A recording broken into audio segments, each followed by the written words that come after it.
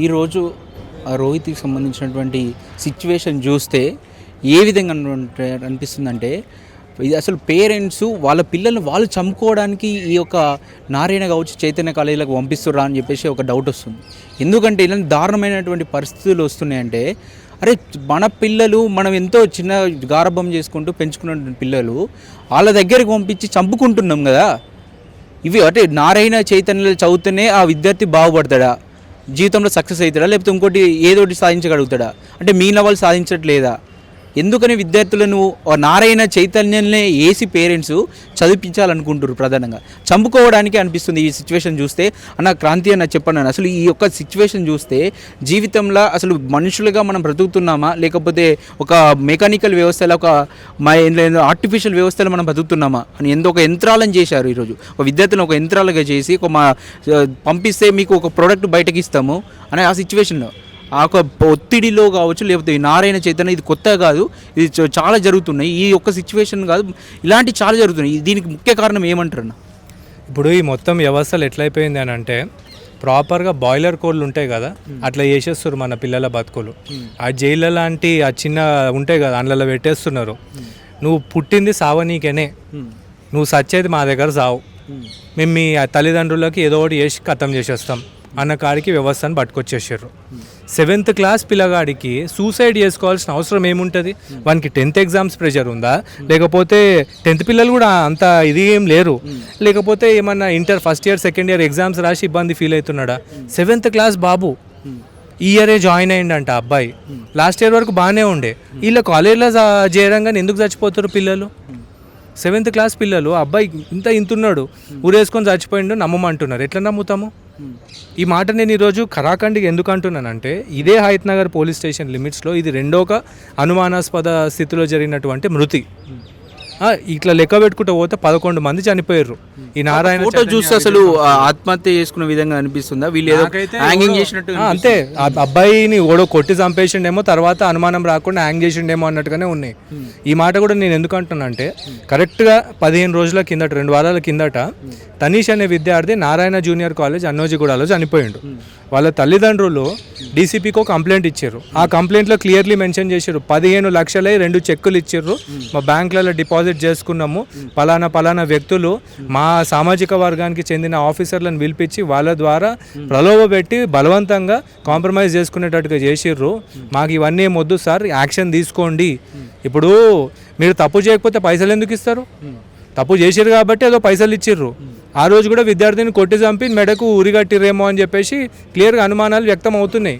మరి పోలీసు వ్యవస్థ పనిచేయాలి. ఇప్పుడు ఇక్కడ క్లియర్లీ ఒక తండ్రి ఇచ్చిన రిపోర్ట్ ఉంది, తండ్రే చెప్తున్నాడు డబ్బులు ఇచ్చిర్రు అని అంటే తప్పు జరిగినట్టే. ఇన్ని రోజులు నేను ఎప్పుడు కూడా డబ్బులు ఇచ్చిర్రు మేనేజ్ చేస్తున్నాను అనలే. ఈ రోజు మొట్టమొదటిసారి ఎందుకు అంటున్నానంటే, ఒక తండ్రి ప్రాపర్గా కమిషనర్ ఆఫీస్కి సంతకం చేసి సబ్మిట్ చేసినటువంటి డాక్యుమెంటరీ ఎవిడెన్స్ నా దగ్గర ఉంది. వాళ్ళంతటా వాళ్ళే పంపించి అన్న ఇగో ఇట్లా సబ్మిట్ చేసినామని చెప్పేసి అన్నారు. నన్ను మీకు ఎంతవరకు పోరాడతారో అంతవరకు నేను మీతో ఉంటానని చెప్పేసి వాళ్ళకు హామీ ఇవ్వడం జరిగింది. ఏం అవసరం మన పిల్లల్ని చంపుకొని వేసుకుంటున్నామా? ఆ తండ్రి ఒకటే మాట, నాకు పైసలు వద్దు, ఇవి ఎందుకు మేము మా అకౌంట్లో వేయించినాము అని అంటే, ఎవిడెన్స్ నీ అకౌంట్లకే నా అకౌంట్లోకి ఎందుకు పడతాయి? ఉత్తగా నువ్వు రోడ్ మీద పోయటం నా అకౌంట్లో పైసలు ఎందుకు వేస్తావు? అది ఎవిడెన్స్ ఉంది, క్లియర్గా యాక్షన్ తీసుకోండి. ఏమీ లేకపోతే మీరు డబ్బులు ఎందుకు ఇస్తున్నారు? అదో కండోలెన్స్ మీటింగ్ పెట్టి పిల్లలందరినీ పిలిచి, నాన్న మీకు ఏమైనా ఇబ్బందులు ఉంటే చెప్పండి రా, ఇగో మనము సంతాప సభ పెట్టుకుందాము, ఇగో ఇట్లా ఈ అబ్బాయి ఇట్లా చనిపోయింది, మీకు అట్లా పరిస్థితి రావద్దని చెప్తారా? ఇదా పిల్లలు చదువుకుంటున్నారు, ఖాళీ నేమ్స్ ఎక్కువ వస్తున్నాయి, వీళ్ళు మేనేజ్ చేస్తారు, ప్రాక్టికల్కి వచ్చి ఎక్స్టర్నల్ లోన్కి డబ్బులు ఇస్తారు, వాడేమో మార్కులు వేసేసి వెళ్ళిపోతాడు, ఎగ్జామ్లు బట్టి కొట్టించి రాపిస్తారు, అయిపోతుంది. తర్వాత వీళ్ళకి అడ్మిషన్లు వచ్చిన తర్వాత ఐఐటీలు ఎన్ఐటీలలో జాయిన్ అయినాక కూడా వీళ్ళు ఏం పీకలేకపోతున్నారు పిల్లలు. ఎందుకు? కాన్సెప్ట్స్ నాలెడ్జ్ అనేది లేదు ఎడ్యుకేషన్ సిస్టంలో. నేను ఈరోజు సవాల్ ఇస్తున్నా, ఆ కాలేజీలలో చదువుతున్నా లేకపోతే ఆ స్కూళ్ళలో చదువుతున్నా టీచర్ని రమ్మనండి, ఎల్కేజీ పోరగాళ్ళు చేసే సమ్ము మార్చిస్తా నేను, వాడు చేయలేడు, వానికి రావు. మనం అనుకుంటున్నాం మన పిల్లలు చదువుతలేరని అనుకుంటున్నాం. చదువు చెప్పేటోనికే చదువు రాకపోతే మన పిల్లలు ఏడికని చదువుతారు? మన పిల్లలు డౌట్స్ అడిగిర్రు అనుకో తిడతారు, మీ నాయన ఇట్లా, మీ అమ్మ ఇట్లా. ఇవన్నీ నేను అంటున్న మాటలు కాదు, పిల్లలు ఓపెన్గా కెమెరా ముందు అడ్మిట్ చేసిర్రు, మీ తల్లిదండ్రులు రైతులు, మీ బతుకులు ఇంతే, మీరు అది చేస్తారు ఇది చేస్తారు. అరే అమ్మనా బూతులు, అమ్మ నక్కల కాడికేంచి గలీజ్గా ఏమేమో తిట్టిర్రు. ఇవన్నీ రికార్డుల పిల్లలు మాట్లాడిన మాటలే, ఈ కాలేజీలలో స్కూళ్ళలో చదువుతున్న పిల్లలు చెప్పిన మాటలే ఇవి. ఇట్లా తోడుకుంటూ పోతే దారుణంగా ఉన్నాయి. అరే విద్యార్థి అనేటోడికి వాయిస్ లేకుండా తయారు చేసేసి దరిద్రులు. ఇప్పుడు ఆయన మినిస్టర్ అయినంత మాత్రం ఎంతమందిని అంటే అంతమందిని చంపుకుంటూ పోతారా? ఈ 2 సంస్థలలోనే ఇంతమంది పిల్లలు ఎందుకు చచ్చిపోతుర్రు? మనమేమో ఒక ఆశతో ఈ కాలేజీలో లేస్తున్నాము, లాస్ట్కి వచ్చేసరికి వాళ్ళు ఇగో మీ అబ్బాయి డెడ్ బాడీ తీసుకోండి అని ఈ మార్చరీల కార్డు ఇస్తున్నారు. మన పిల్లల్ని చంపుకోవాలనుకుంటే కాలేజ్లో పైసలు కట్టి అదేంది వాళ్ళకి లైసెన్స్ ఇచ్చేయాలి, వాళ్ళే చంపి డెడ్ బాడీని ఇస్తారు అంతే. ఫోరెన్సిక్ లాంటివి కూడా చేసే ప్రయత్నం కూడా ఇక్కడ ఏం చేయట్లేదు అసలు. ఏముండవు. ఎవడైనా పెద్దోడు వస్తే, లేకపోతే ఎవడో పెద్దోని కొడుకు నారాయణ చైతన్య కాలేజీలో జాయిన్ అయ్యి వస్తే అప్పుడు చేస్తారేమో. వీళ్ళు స్టార్టింగ్లో ఏం చేస్తుండే, చచ్చిపోగానే ఇమీడియట్లీ గాంధీకో లేకపోతే ఉస్మానియాకో పట్టుకుపోతుండే జ్యుడిషియం ప్రకారము. ఈ మధ్య మనం లొల్లి చేసుడు ఎక్కువైంది కాబట్టి అదేంది హాస్పిటల్లో ట్రీట్మెంట్ అందే క్రమంలో చచ్చిపోయారు అని చెప్పేసి స్టోరీ క్రియేట్ చేసి ఆడికి ఎంచిడికి పట్టుకొస్తారు. ఎందుకు అని అంటే ఒక ఎవిడెన్స్ క్రియేట్ అవుతుంది హాస్పిటల్లో బతుకుండని. అరే మొన్న అయ్యప్ప సొసైటీలో కల్వరి టెంపుల్ కాడ చైతన్య కాలేజ్లో ఒక అబ్బాయి చనిపోయిండు. వాళ్ళని స్టోరీ వింటే మాత్రం బాధ అనిపిస్తుంది. చచ్చిపోయిన బాడీని బైక్ మీద కూర్చుండబెట్టుకొని పోయిర్రంట. ఈ విషయము పిల్లలు చెప్తున్నారు, బైక్ మీద కూర్చుండబెట్టుకొని పోయిర్రన్న అని. ఒక్కొక్కడు 5 నిమిషాలలో 3 అబద్ధాలు ఆడిర్రు. బైక్ మీద కూర్చుండబెట్టుకొని తీసుకొని పోయి ఆ ఠాగూర్ సినిమాలో చచ్చిపోయిన శవానికి ట్రీట్మెంట్ ఇస్తారు కదా, అట్లా ఇచ్చి వీడియోలు అన్ని క్రియేట్ చేసుకొని కథ. ఏమంటారు ఇప్పుడు ఒక మినిస్టర్ స్థాయిలో ఉండు, నారాయణ కాలేజ్ నడుపుతుండు, అక్కడ మినిస్టర్ ఉండి అక్కడనే కనీసం ఇక్కడ ఈ యొక్క కాలేజీల పైన ప్రభుత్వం దృష్టి సారించాల్సి ఉంది. దీనికి ఒక అవసరమైతే ఒక కమిటీని వేయాలి, వీళ్ళు వెళ్ళి వీటిని ఎప్పుడు ఒకటి పరిశీలిస్తూ వీళ్ళు ఇన్వెస్టిగేషన్ చేస్తూ ఏం జరుగుతుంది, నిజంగా ఇక్కడ ఇస్తున్న విద్య అసలు ఒక ప్రకారం ఇస్తురా, వీళ్ళ మీద ఫోర్స్ ఇస్తురా, ఎలాంటి ఒక వ్యవస్థ ఉండాల్సిన అవసరం ఉంది అన్న. ఇప్పుడు వ్యవస్థ అనేది లేదు, మొత్తం అధికారులందరినీ వాళ్ళ చెప్పు చేతల్లో పెట్టుకున్నారు.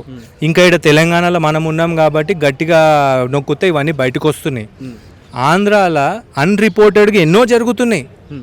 ఒక ఇన్సిడెంట్, ఒక తల్లి విజయవాడ నుండి వచ్చింది మన దగ్గరికి. కాలేజ్ వాళ్ళ నెగ్లిజెన్స్ వల్ల వాళ్ళ కూతురు చనిపోయింది, దేవ కౌశిత అనే అమ్మాయి. ఆ అమ్మ వచ్చి ఎంత బాధపడ్డదో మాకు తెలుసు, దాని గురించి కూడా హెల్ప్ మనల్ని అడుగుతున్నారు. ఇట్లా రిపోర్టెడ్వి ఇవి, ఈ 11 చావులు ఏవైతే చెప్తున్నానో ఇవి రిపోర్టెడ్ డెత్స్.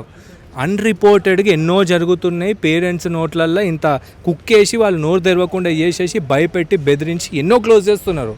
సో దీన్ని బట్టి మీరే అర్థం చేసుకోండి, వీటి మీద ఖచ్చితంగా ఒక ప్రాపర్ జ్యుడిషియల్ ఎంక్వైరీ అయితే జరగాల్సిన టైం అయితే వచ్చేసింది. ఎందుకంటే ఇప్పుడు ఇవన్నీ పక్కన పెడితే మా పోరాటం వల్ల మేము పబ్లిక్ని అవేర్ చేయడానికి ఎక్కడ ట్రై చేస్తున్నామంటే, మీరు జాయిన్ చేయకపోతే దరిద్రపు నా కొడుకులు దగ్గరికి ఓడిపోతాడు. నేను చెప్తున్నా కదా, మీరు జాయిన్ చేయకండి.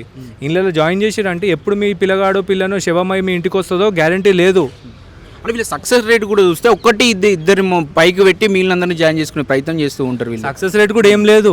1వ ర్యాంకు 11వ ర్యాంకు 2 సేమ్ ముఖాలు ఉంటాయి. అవి న్యూస్ పేపర్లో పబ్లిష్ అయినాయి. వాటిని గట్టిగా జనాలు ఏ విధంగా సీరియస్గా ట్రోల్ చేసారో అది కూడా మనం చూసినాము. దీన్ని బట్టి మీరే అర్థం చేసుకోండి, ర్యాంకులు కొనుక్కుంటారు వీళ్ళు. ఇప్పుడు నీట్ స్కామ్ అయింది, ఇప్పుడు వేరే సంస్థలకు సంబంధించినటువంటి వ్యక్తులు పోయి కేసు వేసారు, కొట్లాడారు. మరి నారాయణ మినిస్టరు, అరే నా పిల్లలుగా చదువుతున్నారు ఎగ్జాము, అరే మరి మా ఇట్లా స్కామ్ అయితే వాళ్ళ పిల్లల భవిష్యత్తు పోతుంది, అట్లెట్లా నా పిల్లలకు లైఫ్ లేకుండా చేస్తారని చెప్పేసి పోయి ఒక్క కేసు వేసిండా. ర్యాంక్ 1 వచ్చినోడే మొన్న సుప్రీంకోర్టులో కేసు ఫైల్ చేసిండు. మరి వీళ్ళకి కూడా వచ్చినాయి కదా ర్యాంకులు, మరి ఎందుకు ఫైల్ చేయలేరు కేసు? ఎందుకంటే వీళ్ళకి కూడా ఆ స్కామ్లో ఏమన్నా హస్తం ఉందేమో, ఇట్లాంటి అనుమానాలు క్లియర్గా ఉన్నాయి. ఎవడు కొంటున్నాడు, ఎవరి కోసం కొంటున్నాడు ర్యాంకులు? అంటే ప్రభుత్వ సంబంధించినటువంటి పాఠశాలలు కావచ్చు, వాటిపైన విద్యా ప్రమాణాలు పెంచడానికి విద్యా కమిషన్ నియమించింది ఇటీవలే ప్రభుత్వం. ఇప్పుడు వీటిపైన కూడా ప్రభుత్వానికి కాదు ప్రైవేట్కి కూడా కొంచెము ఇన్వెస్టిగేషన్ చేయాలి, వాటిలో ఎలాంటి విద్య అంత ఉందో చూడాల్సిన అవసరం ఉంది. దీనిపైన కూడా ఎలాంటి చర్యలు తీసుకోవాల్సి బాగుంటుంది. ఇప్పుడు ప్రభుత్వానికి ప్రభుత్వనా లేకపోతే ప్రైవేట్ అన్న సంబంధం లేదు. ఈ దేశంలో పుట్టిండంటే వాడి దేశ పౌరుడు, ఈ దేశం యొక్క బిడ్డ. వాడు ప్రైవేట్లో చదువుతుండా ప్రభుత్వంలో చదువుతుండా అనేది కాదు. ఇప్పుడు వీళ్ళకు కూడా లైసెన్సులు ఇచ్చేదంతా ప్రభుత్వ సంస్థలే. కాబట్టి ప్రభుత్వం అనేది ఎక్కడ కూడా భేదం లేకుండా అందరి గురించి పనిచేయాలి అండ్ వీటి మీద స్ట్రాంగ్ యాక్షన్ తీసుకోవాలి. వీళ్ళ మీద యాక్షన్ తీసుకున్నట్టు మొదలు పెట్టంగానే మన ప్రభుత్వ వ్యవస్థలో ఉన్న స్కూళ్ళు కాలేజీలు పటిష్టం అవ్వడం స్టార్ట్ అవుతాయి. వీళ్ళు ఏం చెప్పి 5,000 10,000 అని చెప్పి జాయిన్ చేసుకుని స్టార్ట్ చేసి ఇప్పుడు లక్షలు ఫీజులు గుంచుతున్నారు. అదే ఇప్పుడు మనం బ్యాక్ టు ద రూట్స్ మన ప్రభుత్వ పాఠశాలలను లేకపోతే ప్రభుత్వ కాలేజీలని కనుక పటిష్టం చేసుకునే ప్రోగ్రామ్ తీసుకొచ్చి ఆ కాలేజీలలో మన పిల్లలు జాయిన్ అయ్యేటట్టు చేసినాం అనుకోండి, ఈ ప్రాబ్లంకి ఒక పర్మనెంట్ సొల్యూషన్ అయితే ఖచ్చితంగా తీసుకొని రావచ్చు. ఎందుకంటే ఇళ్ళల్లో చదువు చెప్తున్న వాళ్ళు టీచర్లు కాదు, రౌడీలు గూండాలు చిల్లరగాళ్ళే. చిల్లర కాలే అంటున్నా. ఈరోజు మార్నింగ్ ఒక న్యూస్ ఛానల్లో చూసిన, మా మీద దాడి చేసిన రౌడీలు ఆడ సెటిల్మెంట్ చేయడానికే చేరుకున్నారు. క్లియర్గా వీడియో ఎవిడెన్సెస్ ఉన్నాయి. మన వీడియోస్ కూడా అందరు చూసారు కదా, ఆ వీడియోస్ కూడా చూడండి. మొత్తం మా మీద ఎవరైతే రౌడీలు దాడి చేసారో వాళ్ళు ఇక్కడ ఈ హయత్ నగర్ ఏరియా రౌడీలు అనుకుంటా పోయారు, ఆడ స్టార్ట్ చేశారు ప్రాసెస్. ఇలా మీరే అర్థం చేసుకోండి. రౌడీలు చెప్తే చదువులు రావు, చదువుకున్న టీచర్లు వీళ్ళు చెప్తేనే చదువులు వస్తాయి. అంతో కొంత మీ పిల్లల్ని ఇళ్ళ దగ్గర ఉన్న నార్మల్ కాలేజెస్లో వేసుకొని ఫీజు తక్కువ, వాళ్ళకి అరే మా అమ్మ నాయన ఇన్ని పైసలు కట్టారన్న టెన్షన్ ఉండదు, ప్రెషర్ ఉండదు, హ్యాపీగా చదువుకుంటారు. ర్యాంకులు ఏంది మొత్తం దేశంలో అన్ని సాధించగలుగుతారు. ర్యాంకులు కొట్టడం గొప్ప విషయం కాదు. ఇవాళ రేపు ర్యాంకులు కొట్టి ఐఐటీలో కూడా ఏం పీక లేకుండా బొచ్చడు మంది తెలుసు నాకు. బయట ఏమి చదువుకోకుండా కూడా చాలా ఎక్సెల్ అయిన వాళ్ళు కూడా చాలామంది ఉన్నారు. మన పిల్లలకి ఇవ్వాల్సింది, నువ్వు సొసైటీలో ఏదైనా కానీ బతకగలుగుతావు బిడ్డ అన్న ధైర్యాన్ని వానికి ఇవ్వగలగాలి. వాడు కాళ్ళ మీద నిలబడేటువంటి ధైర్యాన్ని మనం ఇవ్వాలి. ఏడిస్తున్నాయి మన ధైర్యంగా ఉన్న బిడ్డను తీసుకొని కాలేజీలో లేస్తే ధైర్యాన్ని చంపి శవాన్ని చేసి మన ముందు పెడుతున్నారు వీళ్ళు. చూస్తూ ఉంటే విద్యార్థుల ఆత్మహత్యలు రోజు రోజు పెరుగుతూ ఉన్నాయి. ఇటు నారాయణ కావచ్చు, చైతన్య కాలేజీలు, ఈ కాలేజీలలో ప్రధానంగా ఎక్కువ ఆత్మహత్యలు జరుగుతూ ఉన్నాయి.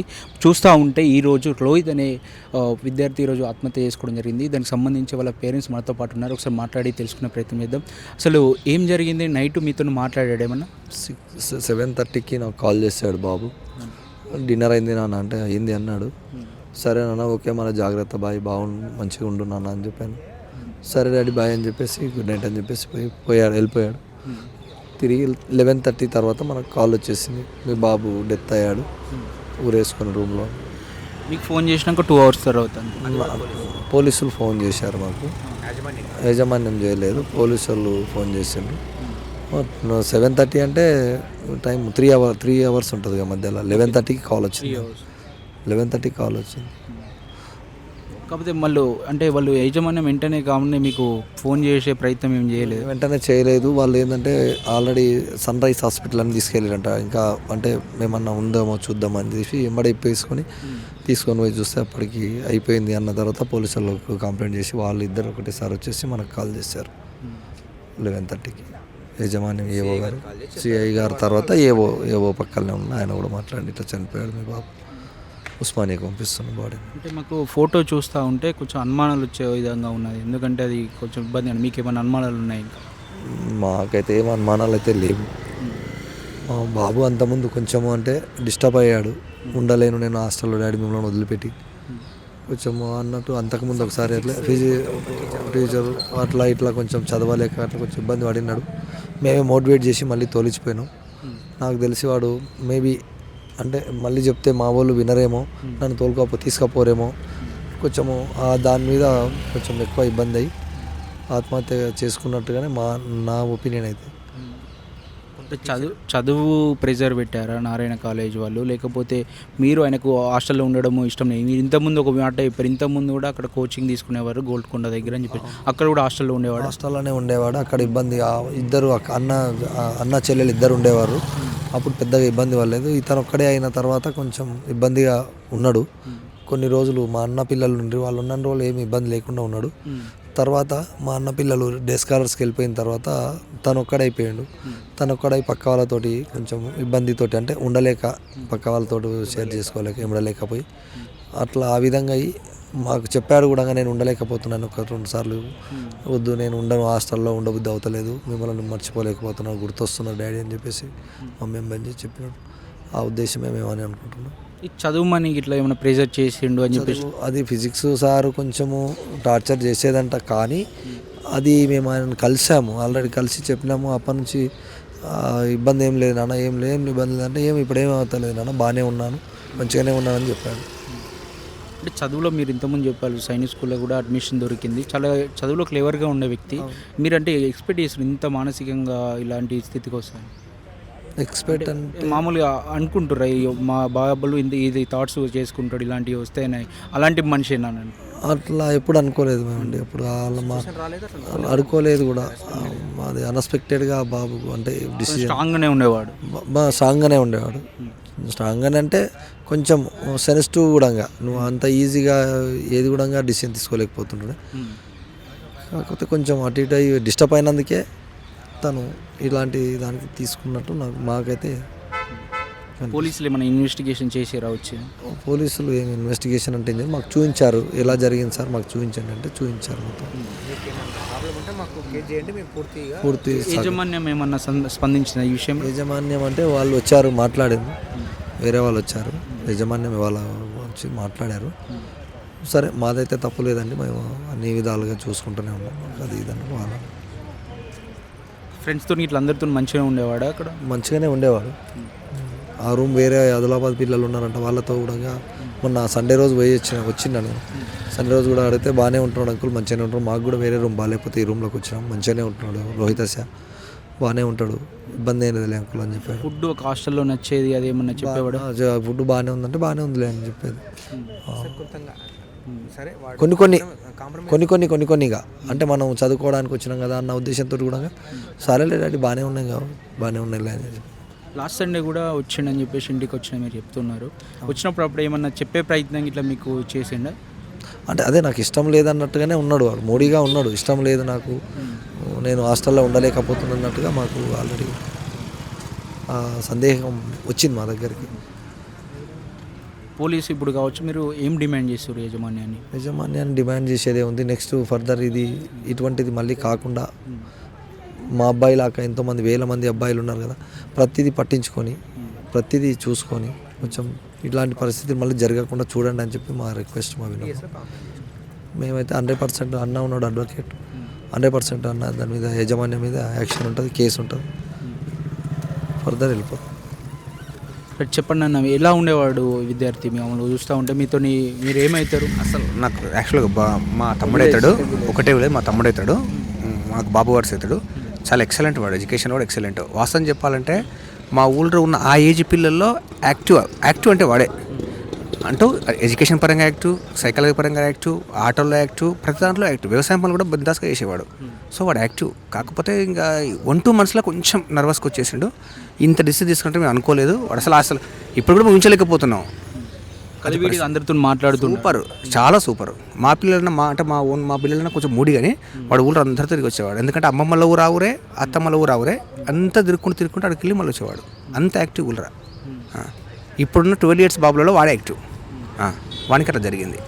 అబ్బాయి మామూలు చూస్తూ ఉంటే అంటే కొన్ని అనుమానాలు వస్తున్నాయి, సూసైడ్ చేసుకునే అలాంటి వ్యక్తిత్వం కాదు అని చెప్పేసి పేరెంట్స్ చెప్తున్నారు. కాబట్టి మేము కూడా అదే అనుకుంటాం. ఎందుకు అటువంటి ఆలోచన అంటే ఆ బాబు నేను ఇంకేముందో మనకి ఎట్లా తెలియదు, చెప్తే తెలుస్తుంది.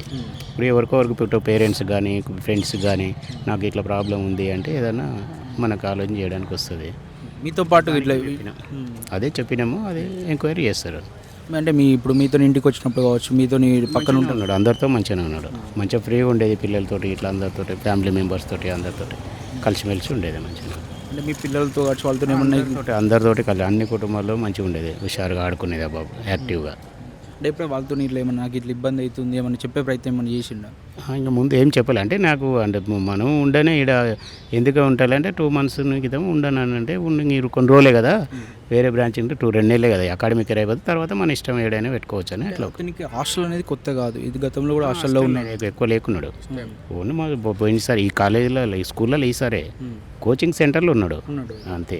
కొత్త ఏం కాదు హాస్టల్లో, హాస్టల్లో కొత్తగా ఏం కాదు కానీ ఇంకా అంటే ఒకసారి ఆయన పిల్లల మెంటాలిటీ చిన్న ఏజ్ కదా, అలాంటి థాట్స్ కూడా వచ్చే అవకాశం ఉండదు ఆ ఏజ్లో. కానీ మేము కూడా అదే ఆలోచన చేస్తున్నాము. ఎందుకు మన దగ్గర చెప్పకపోయా ఎవరి దగ్గర, తల్లి దగ్గర తండ్రి దగ్గర వేరే ఫ్రెండ్స్ దగ్గర చెప్పలేదు కదా అని అదే ఆలోచన, ఏం చేయనా అదే ఆలోచన చేస్తున్నట్లు. ఏమన్నా అంటే యాజమాన్యం పైన కావచ్చు, లేకపోతే ఏమైనా అనుమానం కంప్లైంట్ అంటే యాజమాన్యమే కదా. ఇప్పుడు మన ఇంటి దగ్గర ఉన్నారనుకో మన జాగ్రత్త చూసుకోకపోవడం ఉంటే వాళ్ళు కూడా యాజమాన్యం, వాళ్ళు జాగ్రత్త ఉండడం వల్ల అయ్యింది అట్లా. వాడు ఎందుకు రూమ్లో ఉన్నప్పుడు వాళ్ళు చూసుకోవాలి, అదే చెప్పినాము. దాని మీద ఎంక్వైరీ చేస్తూ ఉన్నారు పోలీసులు. కంప్లైంట్ చేసినాము, కేసు పెట్టినాము, దాని మీద ఎంక్వైరీ చేస్తాం. మన పిల్లలు బాగుపడాలంటే ఈ ప్రైవేట్ కాలేజీలు వేస్తేనే బాగుపడతారు, లేకపోతే ఒక నారాయణ చైతన్యం వేస్తేనే బాగుపడతారు. వాళ్ళకి ఎక్కడ ఇంట్రెస్ట్ ఉంటే, వాళ్ళకి ఇక్కడ చదువుకోవాలనిపిస్తే అక్కడికి వాళ్ళకి వీలు కల్పించాలి తప్ప ఇలాంటి వాళ్ళకి చంపి మనమే ఒక కర్మాగారంలో వేసి వాళ్ళని చావగొట్టుతున్నాం. అలాంటి పరిస్థితులు కారణం ఎవరు? మనమే ప్రశ్నించుకోవాలి, ఒక పేరెంట్స్గా మనమే ప్రశ్నించుకోవాల్సిన అవసరం ఉంది. చదివితేనే జీవితంలో బాగుపడతామా? చదువుకున్న వాళ్ళు బాగుపడలేదా? చదువుకున్న వాళ్ళు ఎంతమంది సక్సెస్ పీపుల్గా ఉన్నారు? అయినప్పటికీ ఇప్పటికి కూడా ఇలాంటి వ్యవస్థలే చదువుకుంటేనే నారాయణ చైతన్య చదివితేనే వాడు గొప్పవాడు అవుతాడు, నీట్గా క్రాక్ చేస్తాడు, లేకపోతే ఐఐటీకి అవుతాడు, ఇంకా పెద్దగా అవుతాడు. మిగిలిన వాళ్ళు ఎంతమంది చదువుకున్న అంటే మామూలు స్కూళ్ళల్లో చదువుకుని విలేజ్ స్కూళ్ళల్లో గవర్నమెంట్ స్కూళ్ళలో చదువుకున్న వాళ్ళు ఐఏఎస్లు కరెక్టర్ కాలేదా? ఇందులోనే ఎందుకో చదవాలి మనం? మనకు నియర్ బై ఇక ఇప్పుడు ఇన్ని ఒక సిచ్యువేషన్ చూస్తలేం కదా, రోజు రోజు రోజు రోజు పెరిగిపోతూ ఉన్నాయి. మీకు ఈరోజు వీళ్ళ వంతు కావచ్చు, రేపు మీ వంతు కూడా రావచ్చు. మన వంతు రాకముందే ఇప్పటికైనా కొంచెం విద్యార్థులుగా వాళ్ళ మీద కన్సర్న్ చూపించి వాళ్ళకి ఫ్రీడమ్గా, అంటే ప్రెషర్ కుక్కర్లో వేసినట్టు అందులో వేసి చదువు అని కాకుండా వాళ్ళకు ఫ్రీడంగా వాళ్ళ పూర్తిగా చదువుకునే విధంగా వాళ్ళని తయారు చేసినట్టయితే వాళ్ళు భవిష్యత్తులో బాగుపడతారు.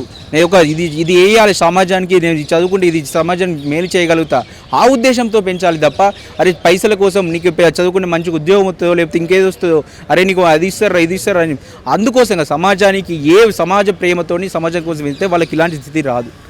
ఇలాంటి నారాయణ చైతన్య కాలేజీలకు సంబంధించి ఇంకా చాలా ఉన్నాయి. ఆయన మినిస్టర్గా ఉండి కూడా తన కాలేజీలలో ఇలాంటివి జరుగుతూ ఉంటే స్పందించినటువంటి సిచ్యువేషన్. ఇలా మినిస్టర్గా ఎందుకు ఇలాంటి ఈరోజు సిచ్యువేషన్ చూస్తూ ఉంటే దారుణమైన సిచ్యువేషన్. అసలు మనుషులుగా మనం బతికే ఎందుకు అని చెప్పేసి ఒక క్వశ్చన్ మనకే కనిపిస్తుంది. ఇలాంటి సిచ్యువేషన్ ఇంకా రావద్దు అంటే ఇంకనైనా పేరెంట్స్గా మీరు ఆలోచించండి. నారాయణ చైతన్యాల స్కూళ్ళలో వేస్తే ఇలాంటి పరిస్థితులు ఉంటున్నాయి.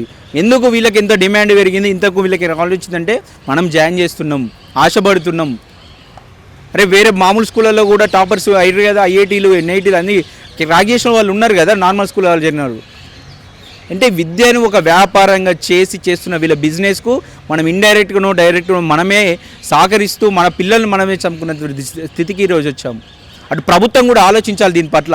మానిటరింగ్ ప్రైవేటు పైన కూడా కంపల్సరీ ఉండాలి. ఇటు గవర్నమెంట్ పైన ఉండాలి, ఇటు ప్రైవేట్కి సంబంధించిన విద్యా సంస్థలు ఎలాంటి విద్య ఇస్తుర్రు, వీళ్ళ ప్రాసెస్ ఏముంది, వీళ్ళు ఏ విధంగా సిలబస్ డిజైన్ చేస్తుర్రు, దీనిలో ఎంత ఫ్రీడమ్ ఉంది, ఒకవేళ చదువుకునే విద్యార్థులు ఏమైనా ఉంటే వాళ్ళ మీద ప్రెజర్ జరుగుతుందా, ఇవన్నీ చూడాల్సిన అవసరం ఉంది. ప్రభుత్వం ఏంటంటే విద్యా కమిషన్ కూడా వీటిపై దృష్టి సారించి వీళ్ళను ఏ విధంగా అయితే కట్టడి చేయగలుగుతాము. ఇంకనైనా అంటే మినిస్టర్ స్థాయిలో ఉన్నారు వాళ్ళు, పెద్ద స్థాయిలో ఉండొచ్చు, కానీ మార్చుకునేది ఇక్కడ వ్యవస్థ ఖరాబ్ అవుతుంది, సమాజం పొల్యూట్ అయిపోతుంది. ఇలాంటి వ్యవస్థలో వచ్చిన వాళ్ళు ఇలాంటి ప్రెజర్లో చదువుకున్న వాడు కూడా రేపు పొద్దున సమాజానికి కూడా ఉపయోగపడ్డాడు, సమాజానికి కూడా ప్రయోజనం ఏమి ఉండదు. ఏదైతే డబ్బులు పెట్టామా దాని నుంచి అవుట్గా ప్రోడక్ట్ వచ్చిందా అదే సిచ్యువేషన్లో ఉంటుంది. ఇక్కడైనా మారండి, తల్లిదండ్రులైనా ఇక్కడైనా తెచ్చుకొని చైతన్య నారాయణలో జాయిన్ చేసి బంద్ చేసి మీకు నియర్ బై ఏదైనా ఉంటే ప్రైవేట్ లేకపోతే ఇంకా వేరే కళాశాలలో చేర్పించి వీళ్ళకు మనమే గుణపాఠం నేర్పాలని కోరుకుంటూ